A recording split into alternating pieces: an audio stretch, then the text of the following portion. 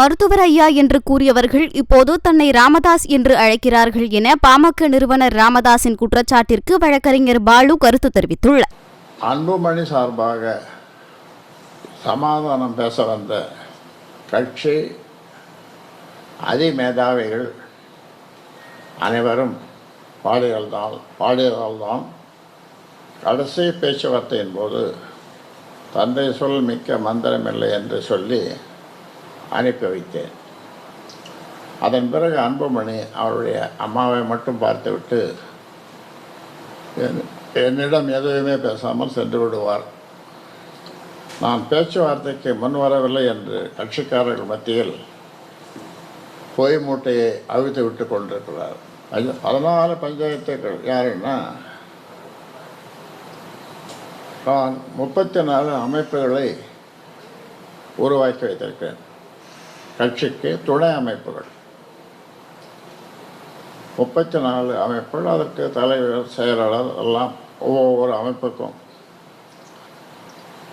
அவர்களை எல்லாம் இவர் உழைத்து போட்டு காசு கொடுத்து எனக்கு எதிராக எழுத சொல்லுகிறார். ஒருவர் வேறொரு கட்சியில் இருந்தார், நம்மளிடம் வந்தார். அவர் வழக்கறிஞர். அவர் என்னை அழைக்கும்போது விழிக்கும்போது ராமதாஸ் என்று. நான் சென்னை மருத்துவக் கல்லூரியிலே படித்து எம்எம்சி என்று சொல்வார்கள், புகழ்மிக்க அந்த கல்லூரியிலே படித்து நான் டாக்டர் ஆனேன். டாக்டர் ராமதாஸ் என்று சொல்லலாம். ஐயா என்று சொல்வதற்கு அவருக்கு கூசினால் அருவருப்பாக இருந்தால் டாக்டர் ராமதாஸ் என்று கூட சொல்லலாம். ஐயா ஐயா என்று சொன்னவாய் இன்றைக்கு ராமதாஸ் என்று சொல்ல வைத்தது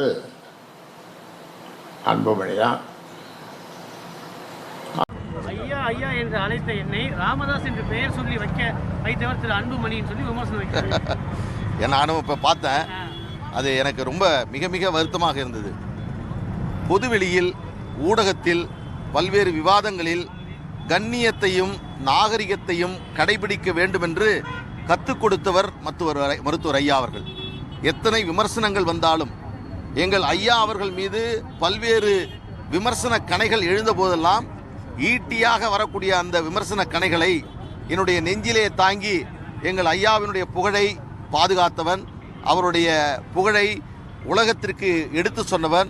இது போன்றவர்கள்தான் பாட்டாளி மக்கள் கட்சியில் இருக்கிறார்கள். எனவே அப்படி யாரும் சொல்லவில்லை. அப்படி யாராவது சொல்லியிருந்தால் அது தவறானது. அப்படி சொல்லவில்லை.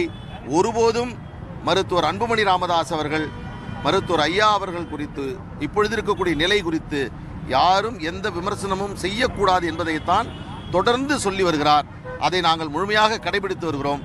தற்பொழுது இருக்கக்கூடிய நிலை, சூழல் மாறும் என்று நாங்கள் நம்புகிறோம். நன்றி.